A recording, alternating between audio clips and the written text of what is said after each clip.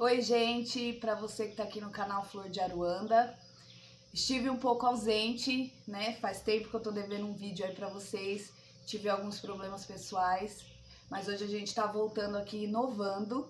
O canal, como vocês sabem, é um canal de pontos e cantigas, de umbanda, mas hoje a gente vai ter um bate-papo bem legal aqui com alguém especial para mim, sacerdote de umbanda, Ricardo de Giorgio, que por sinal é meu sacerdote, e eu convidei ele para estar batendo um papo aqui sobre, tirando algumas dúvidas que o pessoal tem aí sobre a religião em si. Para você que está vendo esse vídeo e ainda não é inscrito no canal, aproveita, já se inscreve aí no cantinho. Se gostar desse vídeo, deixe seu like para dar uma força aí no canal, tá bom? Então, para que vocês possam estar conhecendo um pouco mais, Ricardo de Giorgio, seja bem-vindo ao canal Flor de Aruanda e pode se apresentar aí pro pessoal. Bom, antes de mais nada, obrigado pelo convite, minha filha, é um prazer muito grande falar com vocês. Faz tempo, né, que a gente tinha combinado, mas por vários motivos, nada acontece por acaso, né? No tempo certo acontece. Então eu sou sacerdote de Umbanda, a gente trabalha numa linha chamada Umbanda Sagrada, né? Mas eu tenho a origem há muitos anos na Umbanda tradicional, que a gente chama. Eu nasci numa casa, meu pai sempre foi da Umbanda, a minha mãe também, mas a minha mãe sempre como Cambone, a mãe nunca incorporou. O meu irmão mais velho tem um terreiro em Santo André, e a gente então cresceu vendo essa questão da Umbanda muito dentro de casa, literalmente. Então meu pai fazia trabalhos na cozinha de casa, então isso para mim traz muito da minha memória. Eu acho isso bem bacana, a gente fazer esse resgate, né, dos nossos ancestrais. Então eu tenho 52 anos de idade e posso dizer que tenho mais de 30 anos da Umbanda, porque eu comecei com uns 20 e poucos anos, 21, 22. Eu era um consulente, como a grande maioria das pessoas começa como consulente, mesmo sendo do terreiro que era onde meu pai frequentava. Meu pai não era dirigente, mas ele frequentava. E de repente você começa a perceber, em alguns momentos, você começa a perceber alguma coisa diferente, você sente umas sensações diferentes sentado ali naquelas cadeirinhas, né? Muita gente que estiver nos assistindo provavelmente já passou por isso. Que aí começam aquelas perguntas assim: nossa, o que está acontecendo comigo? O que é isso? O que está acontecendo? Por que eu estou com vontade de chorar e quero chorar, né? Isso, se você estiver no lugar certo, como a gente fala, que você se sentir muito à vontade, com certeza essas são as primeiras manifestações que você tem alguma coisa relacionada à espiritualidade. O que é, como de fato você vai trabalhar isso, aí vai depender do processo dentro da casa que você estiver frequentando. Mas no meu caso foi assim, eu comecei a sentir um mal-estar, alguma coisa, e aí um dia, num atendimento que eu passei pelo caboclo, que era o dirigente da casa, ocorreu a primeira manifestação, e ali foi dito então para mim que eu era médium de incorporação, e a decisão fica exclusivamente para o médium decidir se ele quer continuar ou não. Eu resolvi entrar, passei por todo o processo de desenvolvimento para começar a entender o que é isso, e estive afastado também, é uma outra verdade que acontece, né? Por vários motivos eu fiquei um período afastado da Umbanda, e até que em 2014 eu voltei e estou até hoje aí com muito aprendizado. Tive plenas condições de 2014 para frente entender um pouco mais das linhas teóricas da Umbanda, né? Porque a gente sempre aprende muito era muito tradicional antigamente, a coisa que se passava de pai para filho, literalmente, né? Sim. Então você ia aprendendo na prática. Então era assim que a gente aprendia antigamente. Ah, acende essa vela, mas assim, mas por que a vela é verde? Ah, porque o caboclo pediu. Não tinha uma preocupação em orientar, em explicar aquilo. E claro que pela nossa fé a gente sempre fazia, sabia que aquilo não era errado, né? A nossa intuição dizia. Mas aí, dos anos 90 para cá, começa realmente a ter um estudo mais doutrinário da Umbanda, teológico, né? E aí eu tive também essa oportunidade, então hoje eu sou um sacerdote formado, fiz um curso, 2 anos e meio, então aprendi muita coisa e, claro, continuo aprendendo, né, Carlinha? Sempre, né? Evoluindo sempre. É. Esse, então, é o Ricardo de Giorgio, sacerdote de Umbanda. E hoje ele vai estar respondendo, então, aqui algumas perguntas umas dúvidas, tirando algumas dúvidas do pessoal que deixou aí nas plataformas, né, nas redes sociais, no Insta, no Face. Então vou dar início aqui às perguntas. Vou resumir assim, porque eu vi que as perguntas foram bastante direcionadas a um tema só. Algo que me chamou bastante atenção, muitas perguntas sobre esse tema, é em relação à comunidade LGBTQIA+, sobre a inclusão nas religiões de matrizes africanas, né? A aceitação da comunidade e uma dúvida, um questionamento mais voltado para o meio transgênero, é sobre a vestimenta, né?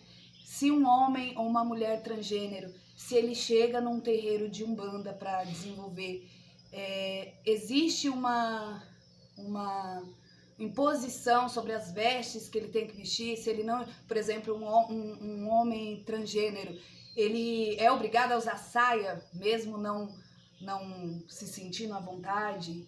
E aí eu vou resumir aqui a pergunta do Felipe Giovanni no Facebook. Sacerdote Ricardo, a minha pergunta é: sou homem transgênero iniciado no candomblé e também sou da Umbanda.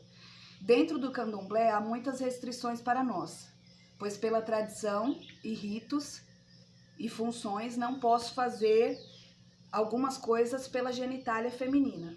Eu gostaria de saber se dentro do Teucan, um homem trans ou uma mulher trans teriam que deixar de fazer certos rituais, participar de certas funções por conta de ser transgênero. Muito boa pergunta. Um abraço para o Felipe, tive o prazer de conhecê-lo também. Foi conhecido depois que ele fez a pergunta. Isso foi, eu lembro da pergunta e depois tive o prazer de conhecê-lo. Eu não falo absolutamente nada sobre outras religiões, né? Por exemplo, no caso do candomblé ou outros rituais, tal, porque a gente não conhece. Eu falo sobre a Umbanda e falo sobre a linha doutrinária que a gente tem no Teucan. Teucan é o templo de Umbanda Caboclos da Mata, que é o terreiro que nós temos, eu e minha esposa, Carla. Então, dentro da Umbanda, como nós conhecemos, e dentro do nosso terreiro, não existe nenhum tipo de empecilho para ninguém, né? Não tem nada que vai impedir qualquer pessoa de participar dos ritos. Tudo vai ser muito bem respeitado, não tem nenhum tipo de imposição, né? Tem que impor que a pessoa use tal roupa. A Umbanda é uma religião muito, muito tranquila, né? A gente fala assim, é uma religião que é uma das coisas que fez com que eu permanecesse, com que eu voltasse para ela. Ela não tem regras rígidas, ela tem uma linha que a gente tem que realmente respeitar, né? Isso é muito importante. Mas, por exemplo, um princípio básico da Umbanda, quando ela surgiu lá em 1908, pelo pai Zélio Fernandino de Moraes. O Caboclo das Sete Encruzilhadas deixou um recado muito, muito bacana, que é: com os mais sábios aprenderemos, aos menos sábios procuraremos levar conhecimento. Olha que detalhe, procuraremos, não quer dizer que você vai levar. A pessoa pode não querer, né? Então você procura levar.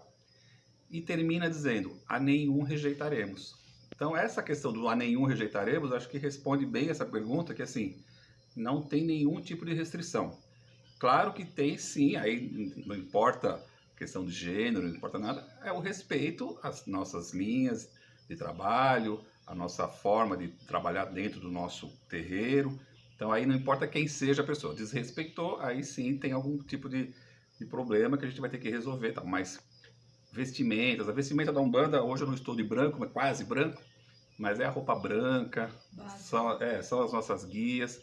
Existem algumas linhas de trabalho que podem solicitar qualquer tipo de elemento, então um chapéu de boiadeiro, uma bengala de preto velho, né? Isso depende de cada casa, né? Mas imposição, dizer, olha, você está proibido de fazer por a questão da genitália, como diz o Felipe, isso não existe, né? Então a gente realmente, como a gente fala, portas abertas literalmente para qualquer pessoa, desde que a pessoa esteja realmente disposta a aprender, a seguir a nossa forma de conduzir, a orientação das nossas entidades, né? Quer dizer, então realmente a gente, como se diz, né? Em nenhum momento a gente faz um questionário assim: quem é você, de onde você veio, Você pode, você não pode. O que você já fez na sua vida, não importa. Isso realmente não importa, porque a gente sabe que assim, a gente vai considerar daquele momento para frente, né? Que vai estar junto conosco. e realmente a gente não tem nenhum tipo de impedimento, não. Certo. Algo que eu aprendi, né? Aprendo muito com vocês, com o senhor, com a mãe Carla, no Teucan, é aquele negócio do tem que, né? A gente não tem que nada a partir do momento que alguma coisa é imposta a você. Nós somos livres, né? Somos seres livres, temos o livre-arbítrio, o direito de escolha, então ninguém tem que nada, né? Tem que partir de nós, né? A pergunta da Giane Gomes. No candomblé é feito santo. As pessoas fazem bastante essa comparação, né? Mas é natural. No candomblé é feito santo. E na Umbanda, como seria? Giane, obrigado pela pergunta. Na Umbanda não tem isso, não tem a feitura de santo. A gente sabe, eu conheço pouco do candomblé, mas a gente tenho vários amigos, né? Já fui visitar algumas casas. Lá existe uma forma de trabalho bem específica, né? Que tem as suas tradições. Então tem a feitura do santo. Na Umbanda não. Na Umbanda se você, como eu disse no meu caso, começa a ter alguns sintomas de manifestação de mediunidade, o guia-chefe normalmente é o guia-chefe da casa, que vai começar então a ter uma conversa com você para te orientar, e você vai decidir se você quer continuar ou não aquele desenvolvimento mediúnico que a gente chama.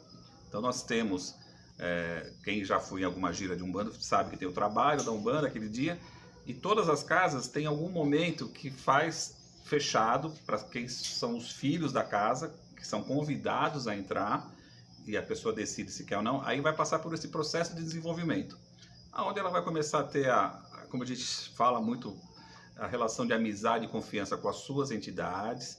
Então passa a ter todo esse processo, isso vai sendo desenvolvido ao longo do tempo, não existe um tempo fechado. E aí, conforme o desenvolvimento desse médium, não tem assim, você tem que passar 1 ano, 6 meses, não existe esse período, porque é muito individual. Cada pessoa tem o seu tempo. Então, isso começa a fazer com que a pessoa tenha mais facilidade, ou às vezes as pessoas têm um pouco mais de dificuldade da incorporação, e começa então a ter realmente a passagem das entidades, a incorporação da entidade, e começa a falar. Então, o que se chama de santo no candomblé seriam, no caso, os nossos orixás, né, que a gente trabalha na Umbanda com as entidades. Então, caboclo, boiadeiro, preto velho, marinheiro são entidades. Então, aquelas que você, quando você vai numa gira de Umbanda, você vai conversar com uma entidade que está manifestada naquele médium, naquela médium. Os orixás são os nomes que a gente conhece também do candomblé. Ogum, Yansan, Oxóssi. Então, essa questão de qual é o meu santo de cabeça, qual é o meu orixá de cabeça, isso também tem um processo todo dentro desse desenvolvimento, que no momento correto, conforme o seu desenvolver, conforme você estiver criando essa relação de amizade e confiança, isso vai aparecer, né? Então não existe um ritual para dizer, olha, agora fizemos o seu santo, não, agora... O que nós temos na Umbanda é uma coisa chamada coroação. Então, o que é a coroação? O médium passa pelo processo de desenvolvimento mediúnico, o dirigente da casa, junto com o guia-chefe da casa, acompanha esse processo todo, e quando percebe que já está numa situação plena, então as entidades já começam a vir de uma maneira tranquila, já se apresentaram, né? Deram os nomes, então, já tem o nome do caboclo, da cabocla, do preto velho, tá? Aí ele vai então passar por esse rito da coroação, que é como se fosse também um batismo, né? Para as pessoas entenderem um pouco, é como se fosse um batismo, é todo um ritual, aonde a partir daquele ritual, então esse médium está autorizado a fazer o atendimento. Então só começa a fazer o atendimento o médium que passou por esse processo de desenvolvimento e fez esse rito de passagem, vamos dizer assim, que é o rito de coroação. Então ele é coroado e aí ele está bem conectado com as energias daquela casa, e por isso também que em cada terreiro que você for vai ter uma forma diferente de fazer isso, por isso que não existe uma regra fechada, mas aí que vamos dizer assim, comparando com fazer o santo, seria esse nosso rito de coroação, que também vai ser no momento certo, conforme o dirigente perceber e a entidade, o guia-chefe perceber também. Aí ele marca isso, é feito. Então é um rito bem importante, porque ali a pessoa, de fato, ela percebe que ela está numa outra fase. Tanto que a gente também solicita que tenha padrinhos, Sim. porque os padrinhos devem ser pessoas que em algum momento vão te auxiliar numa situação que você tiver, porque você passa a ter uma responsabilidade maior, né? Porque quando você chega ao ponto de estar preparado, preparada para dar passagem para suas entidades e elas atenderem, isso tem que ser muito bem estruturado, né? Só lembrando, assim, acho que é importante, é legal reforçar, que assim, eu convidei o sacerdote Ricardo de Giorgio para estar tirando essas dúvidas, porque é meu sacerdote, né, é meu pai, e é a Umbanda, a doutrina que nós praticamos, né? Então, assim, aqui, o que o pai Ricardo está falando é a questão da doutrina da Umbanda que nós praticamos. Então, não existe a certeza absoluta, a única certeza real de fato. Se você pratica uma outra doutrina e não é dessa forma, a sua é a certa. Isso. E a nossa é errada para você. E vice-versa. Aqui ele está falando a opinião e a questão da doutrina do que nós praticamos, né? A pergunta do Flávio Dirceu, no Facebook, eu achei bem interessante que fala um pouco, até bom o senhor comentar um pouco sobre isso, que é bem assim sobre o cenário atual que nós estamos. Inclusive foi até algo que nós estávamos conversando agora mesmo, um pouco antes do vídeo. Como usar da espiritualidade para não deixar a gente se afetar com os problemas externos da vida, principalmente esse que nós estamos vivendo? Pois é. Obrigado, Flávio, pela pergunta. Realmente, eu falo o seguinte, né? Todos nós, isso é importante que as pessoas que estiverem assistindo saibam, todos nós somos médiuns. Agora, existem vários tipos de mediunidade, né? Então, não existe só a mediunidade de incorporação, só aquela de audição, de intuição.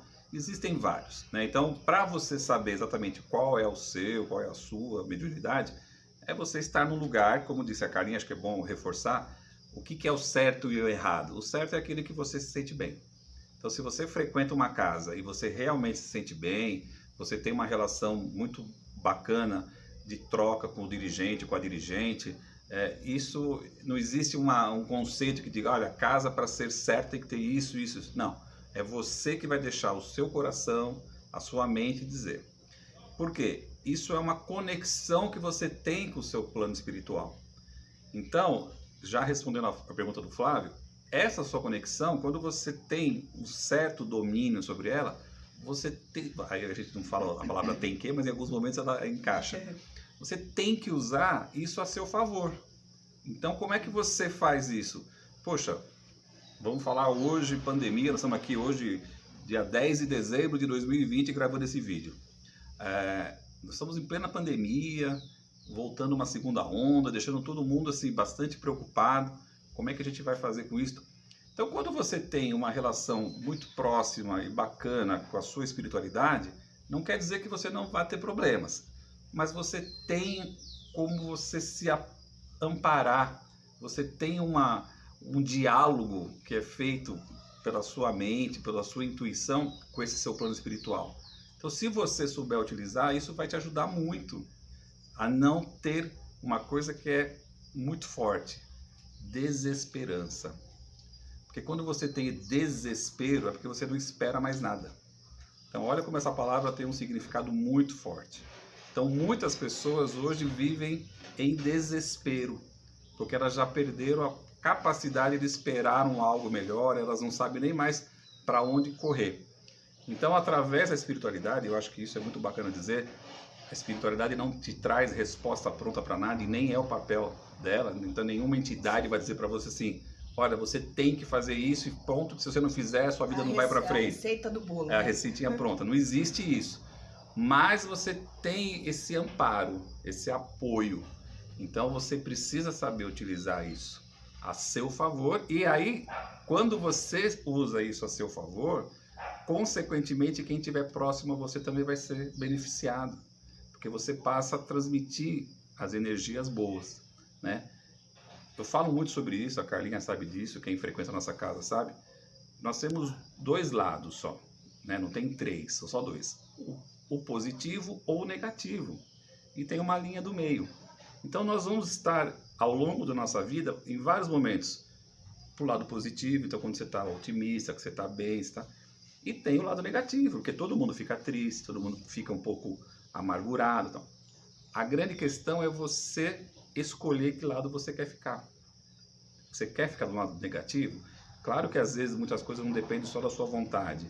E também não depende só, basta eu rezar, se eu tiver muita fé e rezar, a espiritualidade vai fazer tudo por mim? Não.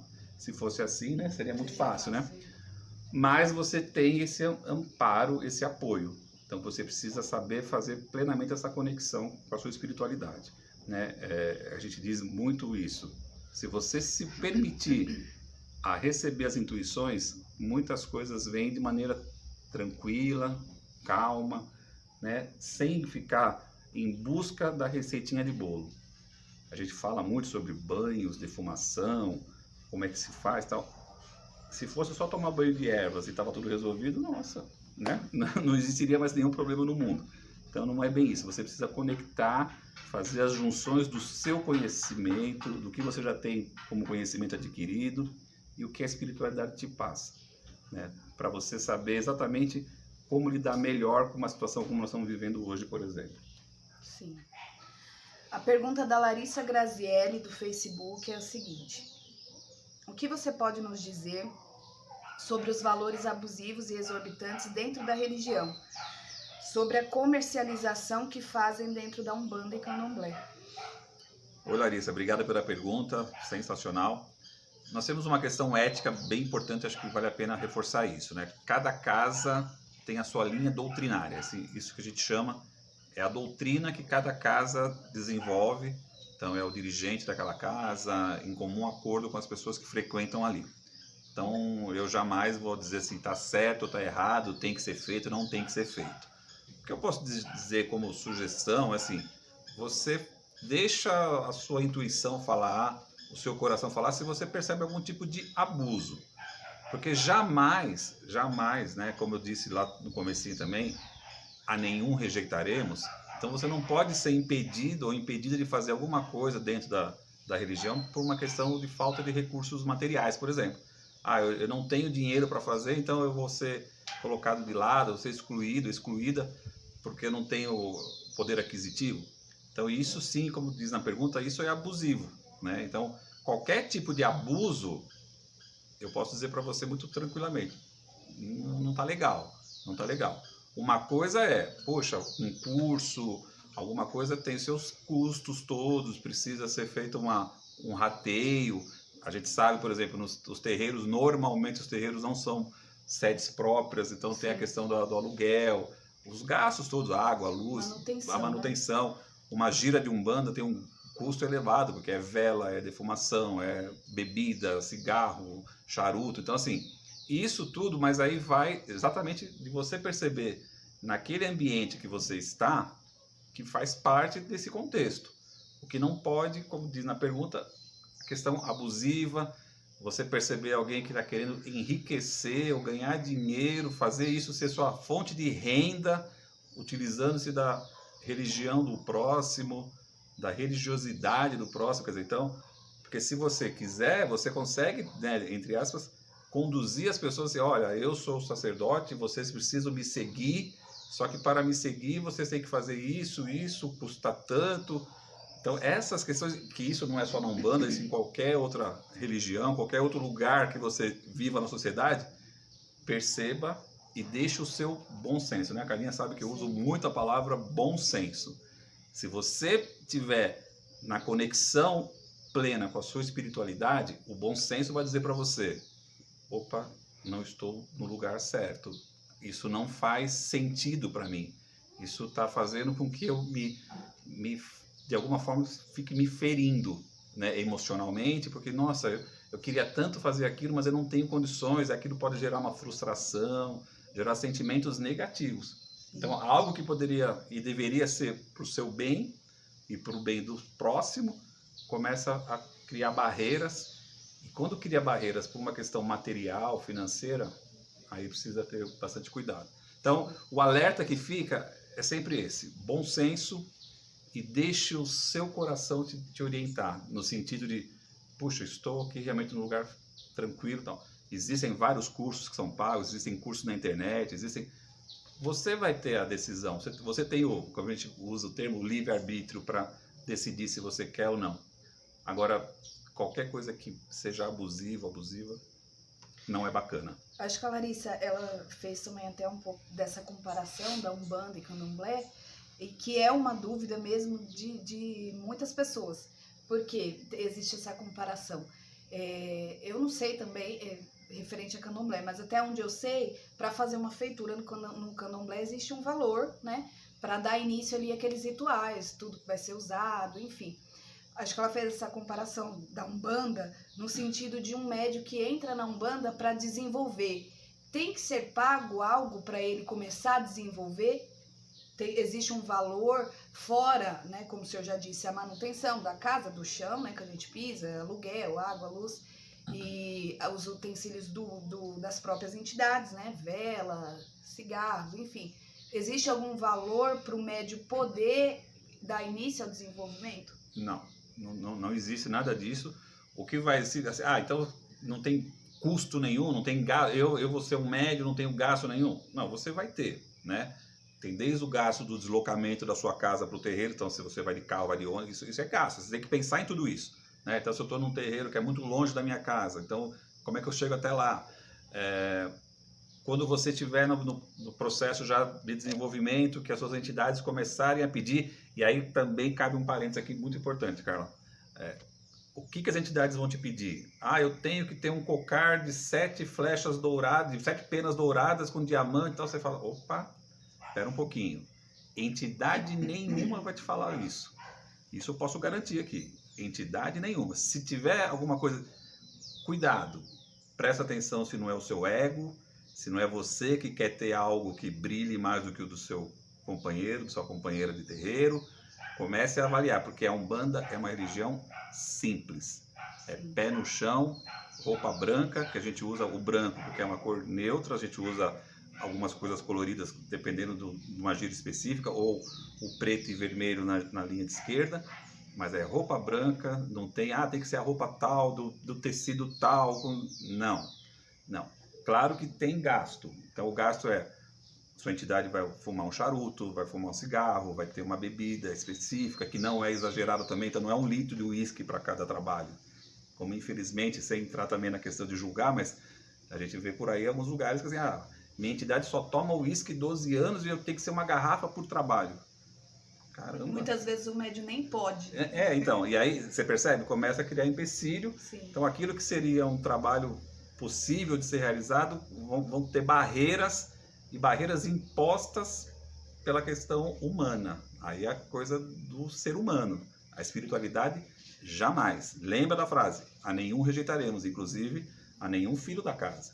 Então não existe nenhum valor, eu tenho que fazer o curso de desenvolvimento, custa tanto por mês, não. Existe, assim, alguns cursos que você pode fazer, por exemplo, dentro da Umbanda. Então, conforme a sua disponibilidade também. Então, teologia da Umbanda, curso...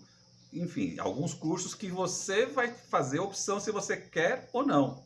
Mas isso não vai te limitar ou te impedir de ser um médium de atendimento, de estar lá dentro da corrente mediúnica daquela casa. Então, não existe nada.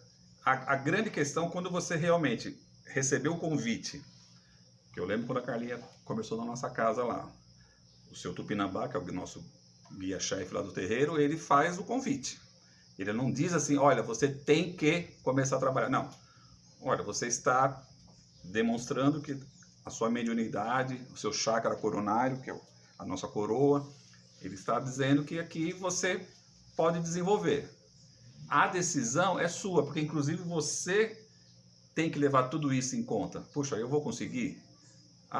As giras são todas as segundas-feiras, 8 horas da noite, que era o nosso caso antes de fechar. Eu posso estar lá toda segunda-feira? Não posso? Eu tenho... Então, esses pontos, sim, é o que vão fazer que você decida, além do querer, né? Você tem algumas questões.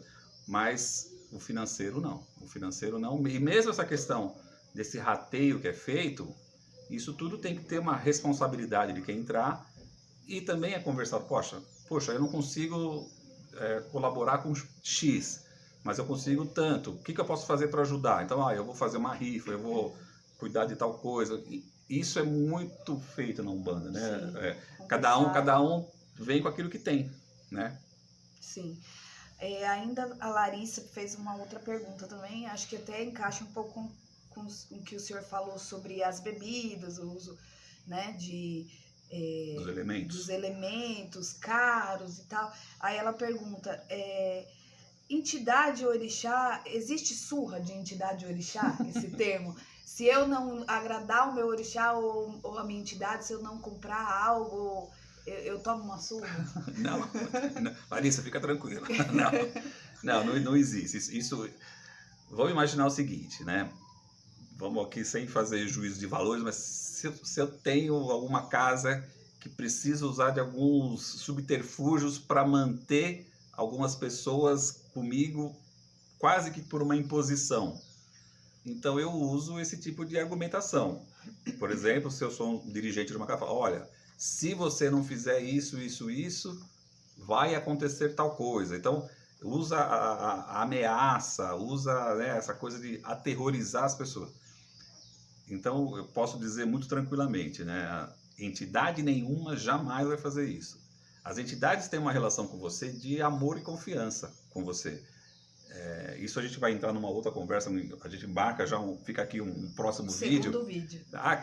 Quem são essas entidades que vêm trabalhar comigo? Né? Que a gente até usa o termo errado, minhas entidades. Né? Não são suas porque você não é dono, mas elas trabalham com você. Então, por que essas entidades me escolheram? Qual é a relação? Então, tem uma série de teorias que falam sobre isso, mas de qualquer maneira, assim, é uma relação de amor e confiança. Então jamais vai ter o castigo. Não, se você não me der tal coisa, eu vou te castigar, vou te dar a surra. É um termo que a gente ouve muito mesmo, assim, nossa, tomei uma surra da minha entidade porque eu tinha que fazer tal coisa e não fiz. Não, o que vai ter é a sua própria consciência se você realmente tiver que fazer alguma coisa que você se programou, se você... Então, não como obrigação no sentido de ter, eu quero fazer uma entrega, e aí você não faz por desleixo, eles não vão nem ligar se eu fiz, se eu não fiz, aí a sua consciência vai te dar uma surra. Aí não é entidade. Você vai se sentir com remorso, você, né, em algum momento, como eu sempre digo também, na hora que você estiver com a sua cabecinha deitada no seu travesseiro e você for querer dormir, é ali que a sua consciência vai conversar com você. Então você vai saber se você fez certo, se você fez errado, o que você deveria ter feito que você não fez, ou o que você não deveria ter feito que você fez, aí é uma outra coisa. Então não é entidade, é você mesmo, né, com a sua consciência. Agora, essa questão, só para a gente entrar um pouquinho, para ficar também para um outro vídeo, o que as entidades pedem, tem que ser tal coisa da marca tal, não sei o quê. Não existe isso. Existe, claro, de novo usar a palavrinha, o bom senso. Né? Então, puxa, charuto para o meu caboclo. O caboclo usa charuto.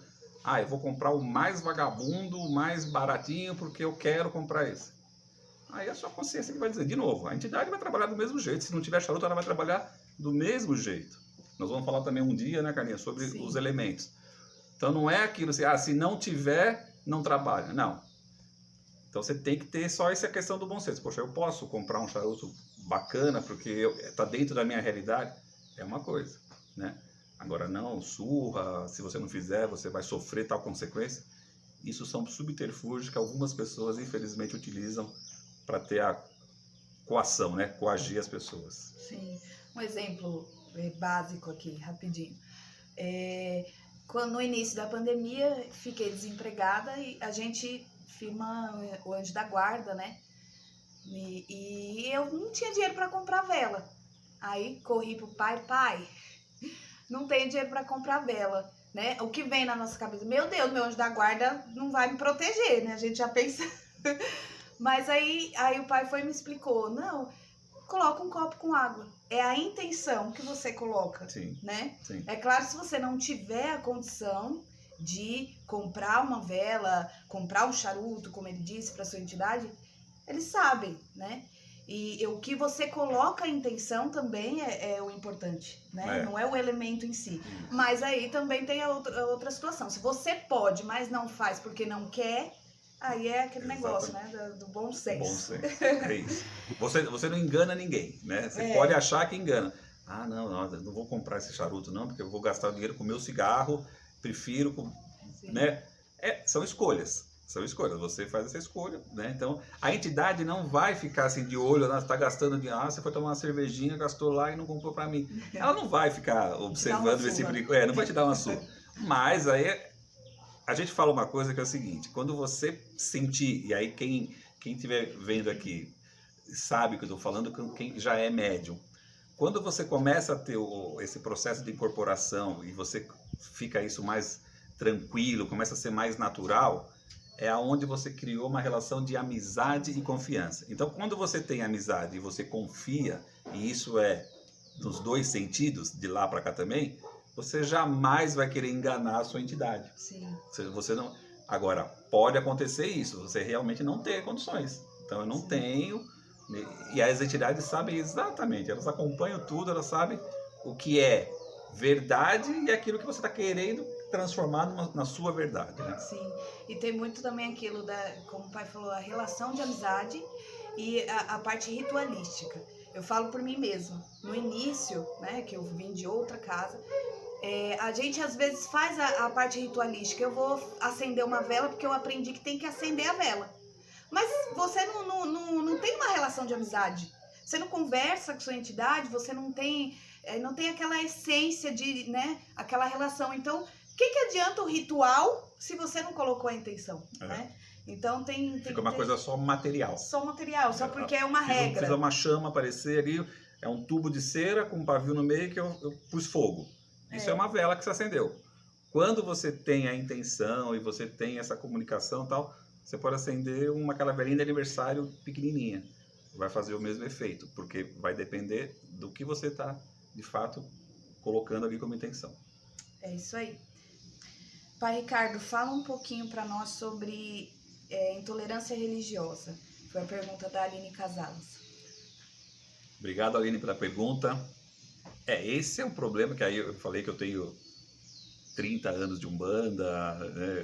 Eu conto bem uma história, quem me conhece há mais tempo, que a minha casa sempre foi um terreiro de Umbanda quando a gente era criança, né?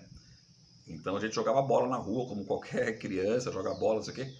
Aí na hora de beber água, quem teve infância, porque hoje em dia a molecada tá mais no celular, mas quem brincou na rua, jogou bola, não sei o quê. Ah, vamos tomar água ali, vamos na casa do... Ah, não, na casa do Ricardo não. Ali tem macumba, aquela água tem macumba. Então, assim, intolerância religiosa, infelizmente, é uma coisa que a gente se depara há muito tempo e, infelizmente, hoje ainda tem, né? É difícil dizer exatamente qual é a causa, porque são várias causas. Mas, com relação à Umbanda, por exemplo, dá para dizer o seguinte, a Umbanda é uma religião muito livre, muito, muito tranquila. Você vai ficar na Umbanda o tempo que você achar que tem que ficar. Se você em algum momento quiser sair, cada um é dono do seu querer na Umbanda. Então a gente não tem uma questão de falar, olha, siga o mestre, né? Faça tudo aquilo que o mestre mandar, como a gente até usa aquela comparação daquele burrinho que anda com a cenourinha pendurada na frente, assim, ó, siga essa cenourinha e vai embora, e você não pode olhar para o lado, você não pode fazer nada. Então as pessoas vão permanecer na Umbanda, vão ficar na Umbanda se quiserem, se sentirem realmente pertencentes àquele ambiente, se aquilo realmente for o local para ela. E muitas religiões não toleram esse tipo de coisa, porque precisam ter o seu curral, né, religioso, precisam ter... Então, eu falo bem das outras, claro que das religiões, por exemplo, de matriz africana, principalmente o candomblé e tal, aí tem a ver com a questão do preconceito racial mesmo. Então, é uma religião da raça negra, dos negros, então imagina, não podemos admitir que vem aqui. Isso a gente sabe historicamente o que acontece e até hoje. Mas na Umbanda tem uma questão muito ligada a isso. Essa liberdade incomoda, porque vocês tentem imaginar, a partir do momento que alguém que por acaso frequenta qualquer igreja e ela não tem nem a opção de pensar em sair, porque se ela falar que vai sair, alguém vem, usa também do terrorismo ideológico, né? De, se você sair, não sei o quê. e essa pessoa descobre que existem religiões que você tem a plena capacidade de escolher conforme o seu querer. Então, isso é um dos fatores que a gente da Umbanda sofre muito, porque nós podemos incomodar, né? Algumas igrejas, algumas religiões que se perceber que pode ter a sua religião, que é religare, né? O religare é ligar você com o seu plano espiritual em um local, em um culto, usa o termo que você quiser, livre, que você vai fazer e permanecer o tempo que você quiser, que não tem as obrigações, você tem, claro, as responsabilidades, mas não tem aquela obrigação, não tem que seguir o que alguém te diz, não tem que seguir, né, com todo respeito, mas um livro, que é assim, ó, só pode fazer o que está nesse livro, e se não fizer o que está nesse livro, você está em pecado, você está em... Então essas coisas todas incomodam muito, então é mais fácil para algumas pessoas destruir, falar que é coisa do diabo, que é coisa do capeta, que só faz bruxaria, só faz coisa, né, como se bruxaria fosse coisa ruim, enfim. Essas questões, por isso que eu digo, é difícil de você limitar em o que gera, mas nós somos vítimas sim, como outras religiões também, da intolerância, né? Como várias outras categorias na sociedade sofrem da intolerância. Então esse realmente é um assunto que a gente precisa externar muito, falar muito sobre isso na sociedade para diminuir. Mas infelizmente estamos longe de acabar. Mas nós somos... E é uma coisa que é interessante, né? Porque nós não somos os donos da verdade, não somos melhores que ninguém. Mas eu já recebi no meu terreiro, por exemplo, um pastor evangélico. Entendeu? E fui saber que ele era pastor evangélico depois. Ele foi, pode ter ido para conhecer, pode ter ido, sei lá qual a intenção que ele foi, mas foi recebido da mesma maneira. Como pode ir algum católico, pode ir qualquer pessoa. Sim. A gente não faz uma entrevista para saber se a pessoa pode entrar ou não pode entrar numa gira de Umbanda. Então nós estamos realmente, como foi falado também já, com as portas abertas para qualquer pessoa. Quem sabe um dia nós tenhamos a sociedade como um todo vivendo dessa maneira. Cada um faz suas escolhas, cada um sabe o que é o melhor para si e viva em plena liberdade, né? E cada um é em harmonia. Pergunta do Pedro Antônio: qual sua visão dentro do âmbito espiritualístico e religioso sobre a condição atual política do país? Meu Deus! Aí Meu Deus! A situação atual política, eu acho que nem os espíritos querem saber muito como é que tá, porque até eles são assustados. Mas assim, na verdade, nada é por acaso, né? O que a gente acredita muito, assim, tudo tem os seus porquês, tudo tem.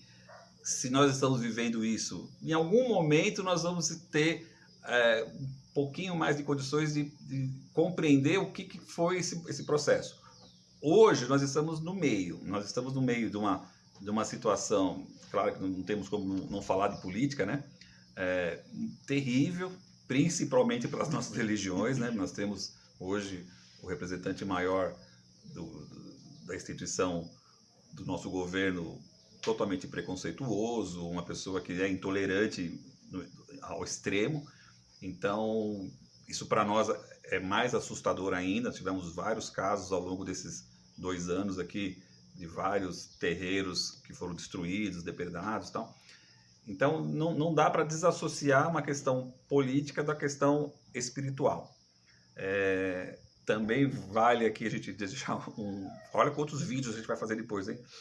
Porque tem toda uma questão que também explica muito sobre isso, assim, cada região do planeta é regido por uma energia, que aí a gente vai chamar de espiritualidade, como você quiser chamar, tem essa energia. Então, por que a religião Umbanda é brasileira? A Umbanda é uma religião do Brasil. Hoje tem em vários lugares, em alguns lugares do mundo tem, mas são brasileiros que foram para lá e aí começaram e tem. Mas a Umbanda é uma religião criada, ela foi apresentada, a gente não fala inaugurada porque não é isso, ela foi apresentada em 1908 no Rio de Janeiro. Então ela está muito ligada a essa questão energética toda que está sobre o nosso país, né?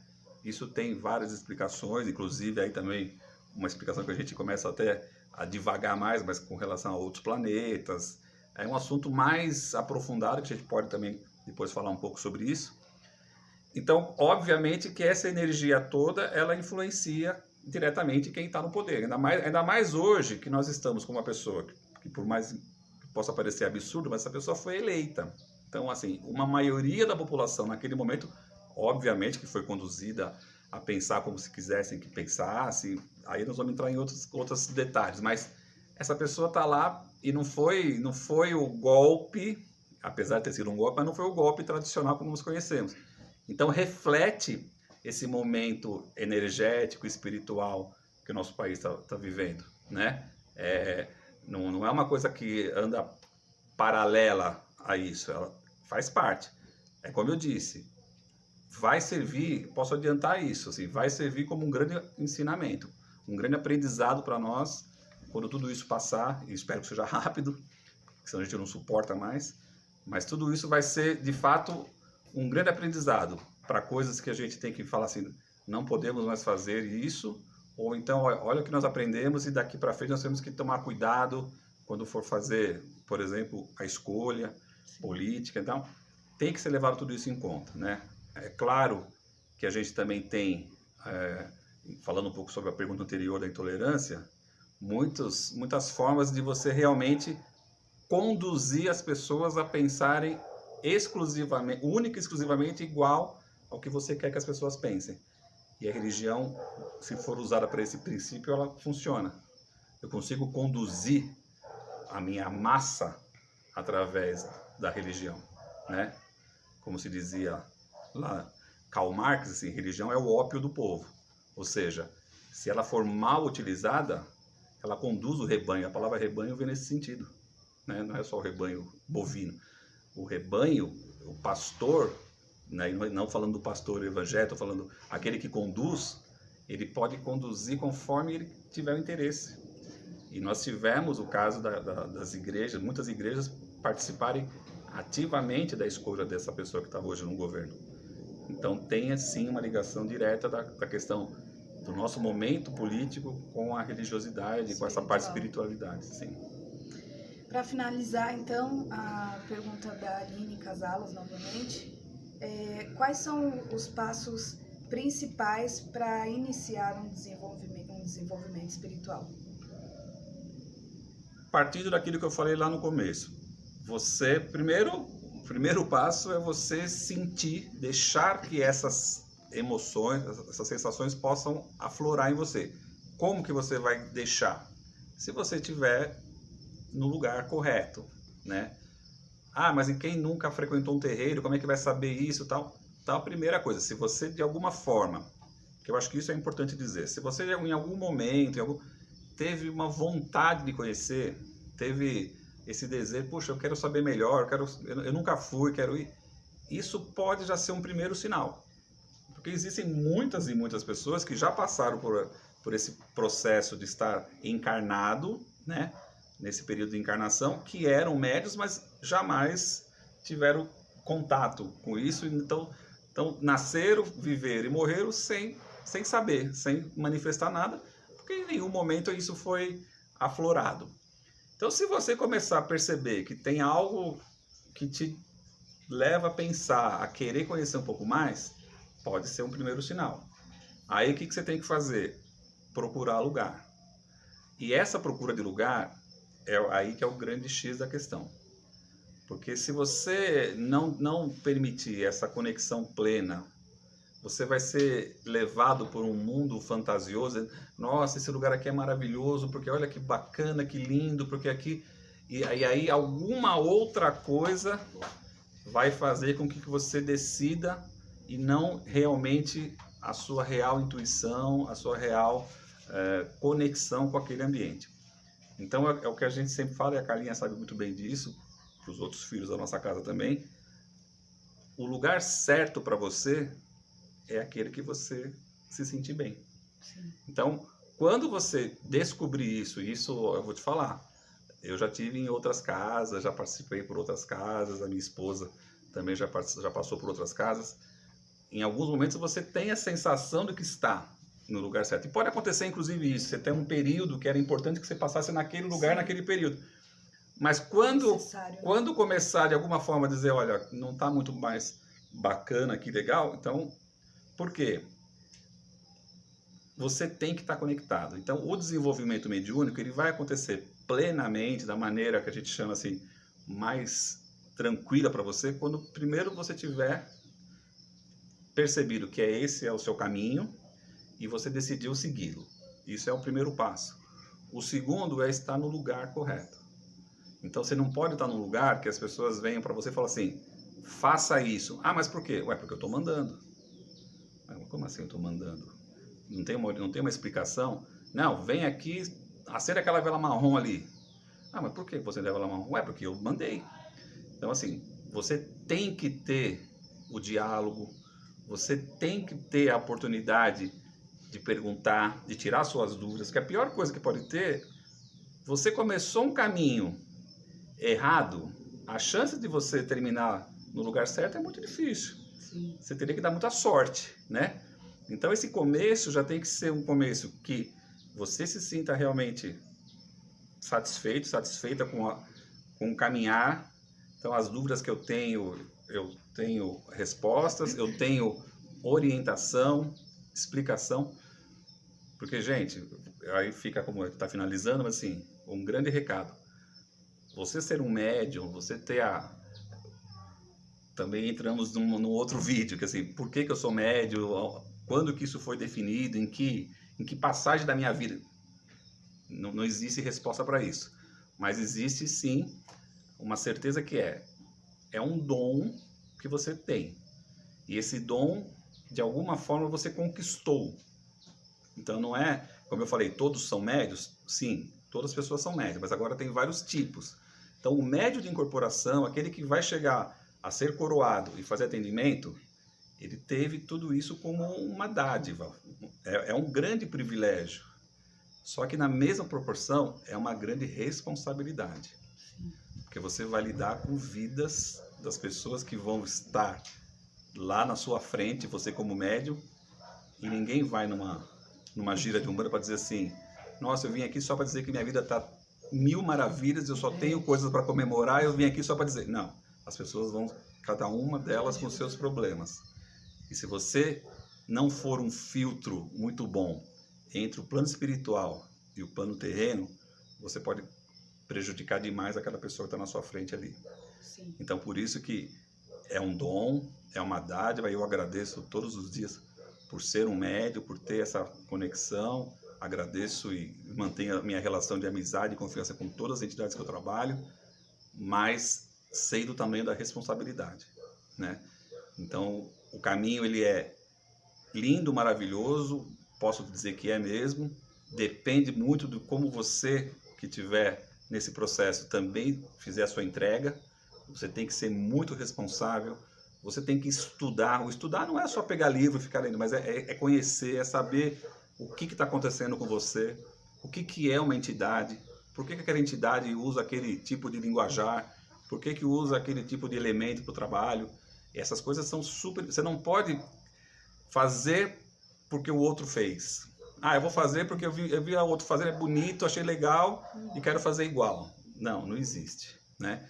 Então, o caminho ele não é simples no fato de falar, basta eu fazer assim, sou um médium, vou começar a atender. Não. Se você for, eu já fui, em casa que você vai, a pessoa, o dirigente percebe que você tem uma mediunidade e fala assim, no próximo trabalho, vem de roupa branca que você já vai entrar aqui na corrente, você já vai trabalhar. Aí você fala assim, nossa, mas que puxa, como eu sou super poderoso, eu já vou entrar naquela casa, já vou trabalhar, tem gente que está lá, não sei quanto. Então, assim, isso eu posso te dizer. Se alguém te fizer esse convite, agradeça, vire as costas e não volte mais lá. Porque não é assim que funciona. Mesmo que você seja um médico que já trabalhou 30 anos em uma casa, se você vai entrar numa outra casa hoje, você vai ter que entrar, passar por todo um processo, porque inclusive esse processo ele é o de ter uma relação com aquela energia daquele chão. Então você não importa o tempo que você tem já acumulado para dizer, então eu já entro, já posso ser um dirigente da casa lá, porque o dirigente vai sair, eu assumo. Não é assim. Não vale tempo de serviço para esse tipo de coisa, né? Porque em cada chão é uma conexão diferente, é uma integração com a espiritualidade daquele ambiente. Então, mesmo que você... Eu passei por isso. Quando eu comecei em 2014 num terreiro lá em São Bernardo do Campo, do pai Adriano Camargo, eu já era médium há muitos anos, tal, passei por todo o processo de desenvolvimento mediúnico, até ser coroado e até começar a atender lá. Não importava o tempo que eu tinha. E eu fiquei muito feliz com isso. Puxa, que bacana. Não tem essa coisa assim, nossa, mas eu vou passar de novo pelo desenvolvimento, vou ter que passar... Sim, isso não é menosprezo nenhum, não é menor, né? Então, o caminho, ele é muito individual, cada pessoa vai ter a sua realidade, não existem duas pessoas iguais, não existe, poxa, mas eu demorei 6 meses, outro demorou 5 anos, isso é individual. Cada um tem o seu tempo, cada um está no seu tempo, cada um está no seu processo de evolução. Então não existe regra, não existe uma coisa fechada. Olha, o desenvolvimento mediúnico são 6 meses, depois você vai passar mais 6 meses, não sei o quê. Não é uma escola. Não é escola que tem séries para serem passadas, não. Pode acontecer de uma pessoa entrar numa casa e em 3 meses já está lá muito bem no desenvolvimento e já ser coroado. E tem pessoas que podem ficar 1 ano, 2 anos, 3 anos, não importa, isso não importa, né? Não existe essa regra fechada. Sim. Só fazer aqui minha colocação pessoal sobre isso, sobre a pergunta da Aline do desenvolvimento, né, os passos para o desenvolvimento. Eu vou falar como é para mim, porque às vezes como é para mim é a dúvida de outro, né? Sou médium em desenvolvimento, né? Estou iniciando o desenvolvimento, como o pai Ricardo falou. E assim, eu tomei para mim o seguinte, para mim eu buscava muito fundamento. Eu queria, é aquele negócio que foi falado aqui, mas tem que acender uma vela. Mas por que eu vou acender aquela vela? Para quê? Né? Qual o fundamento disso? Nós temos a mãe Carla, que nos ensina sobre as ervas. Aí falavam, né, em outros lugares, tem que tomar esse banho. Por quê? Porque é. Mas por quê? O que essa erva vai me beneficiar? Qual o fundamento dessa erva? Né? Então eu sempre busquei muito isso. Então, para mim, como o pai Ricardo falou, a gente tem que sentir o chão. O lugar certo é aquele que você se sente bem. Para mim, eu senti que era o lugar para que eu pudesse iniciar o meu desenvolvimento mediúnico por conta disso. Como vocês podem ver, né? Ensinamento, aprendizado não falta. Tudo muito esclarecido. Né? Então eu me identifiquei com aquela energia da casa. Por quê? Eu sempre fui uma pessoa de estudar, de buscar. Eu queria estudar, entender, fundamento. Aí as pessoas não sabiam me explicar, eu ia ler livro, eu ia pesquisar na internet, mas eu queria o fundamento daquilo, né? Até deixo para um outro vídeo aí, vou fazer para vocês de evangélica umbandista. Porque eu vim de uma outra religião em que eu queria fundamento, mas por quê? Por que tem que ser assim? Eu quero saber o porquê, qual é o estudo disso, qual é a base. E Umbanda é fundamento, sim. Umbanda tem fundamento. E o lugar onde eu encontrei o fundamento, que eu encontrei respostas, foi no Teucan, pai Ricardo, mãe Carla. E é isso, a gente sente a energia, você acopla ali e você fala, é aqui. Então, assim, o desenvolvimento flui naturalmente. Como o pai Ricardo falou, se tá alguma coisa, não tá alinhado ali, não tá legal, mas não sinto isso, então tem que rever seus conceitos aí, seus princípios mesmo. Então é isso, gente. Espero que vocês tenham gostado do vídeo, esclarecido as dúvidas aí de vocês. A gente vai fazer essa linhagem aí de vídeos aí de bate-papo mais pra frente, novamente, que eu vi que é bem legal, né? Eu quero até agradecer a Carlinha, porque é o primeiro vídeo que eu faço assim, hein? Então eu espero que vocês tenham gostado. É uma coisa que a gente tem já conversado, né, de fazer isso, porque a gente faz internamente. Internamente a Carlinha participa, a gente tem um grupo, que como agora com a pandemia a gente não está conseguindo mais ter um encontro presencial, então a gente mantém alguns encontros virtuais e tal, e daí também que surgiu a ideia de fazer. Eu acho que é bem bacana, é bem interessante, porque como disse a Carlinha perfeitamente, assim, a Umbanda tem fundamento, né? Claro que eu tenho a minha linha teológica e a minha linha doutrinária. você deve ter a sua, e a sua é a correta para você, muito bom. Mas é sempre bacana ter essa possibilidade de trocar, né? Então, vou deixar aqui na mão da Carlinha, quando tiver outros vídeos para fazer, o pessoal quiser mandar mais perguntas, alguns temas que queiram que a gente aborde, eu estou à disposição, porque vocês perceberam que eu gosto de falar, né? Gratidão, Pai Ricardo, sua bênção. Muito obrigado por ter aceito o convite. E pra gente finalizar, deixa uma mensagem final pro pessoal, para esse momento que a gente está passando, uma mensagem de axé. Pois é, estamos precisando. Então, eu que agradeço o convite, obrigado. Né? Espero que vocês realmente participem, como disse no começo, quem gostou, compartilhe, né? Porque é importante realmente a gente ter esses canais. Como uma mensagem final, é bem isso. Assim, nós estamos passando um momento muito delicado, muito difícil, né? As entidades têm nos intuído muito, assim, cuidado com o seu pensamento, não deixa o seu pensamento te levar para uma coisa mais negativa, porque senão você vai começar a ficar num círculo vicioso negativado, isso não é bacana. A gente sabe, nós temos consciência, eu também sou, além de sacerdote, eu sou um ser humano, né? Tenho meus problemas, tenho minhas questões materiais também, trabalho, né? Tudo isso. A gente sabe o que está acontecendo nesse momento, mas a grande diferença, como foi uma das perguntas também feitas hoje, assim, como é que eu uso o meu lado espiritual para passar por tudo isso? Então, saiba que você tem esse amparo, a espiritualidade toda tem acompanhado tudo que está acontecendo, né? A gente sabe também, eles têm muito certeza de que nós estamos vivendo uma questão material, física, que é uma doença que surgiu, né? Ah, mas tem a ver com castigo.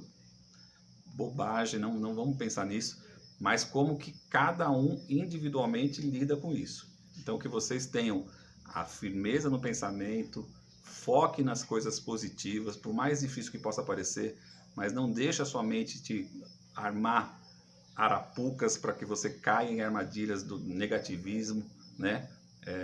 As questões todas que estão no seu entorno estão levando para isso. Então, você tem que ser um pouco mais forte do que você sempre foi. Mas mantenha sua fé, sua convicção na religião que você tiver, se apegue nela não como uma muleta, mas faça esse trabalho em conjunto. Você fazendo a sua parte, a sua crença espiritual fazendo a parte dela, e vocês vão se fortalecer muito mais, tá? Então eu deixo aqui meu axé, meu saravá, salve a nossa Umbanda. Essa nossa Umbanda é linda, maravilhosa. O Teucan está fechado por conta da pandemia. Quando a gente tiver condições de reabri-lo, nós vamos fazer o convite aqui para quem quiser conhecer mais sobre a questão do desenvolvimento mediúnico. Desde que você realmente esteja nesse momento, né, que for o seu momento, você vai ter a oportunidade de fazer conosco se você quiser. Mas isso é uma coisa muito individual e no momento certo também. Isso. Não esquece de deixar o joinha se você gostou do vídeo. Axé. Axé. Saravá e axé. Até o próximo vídeo.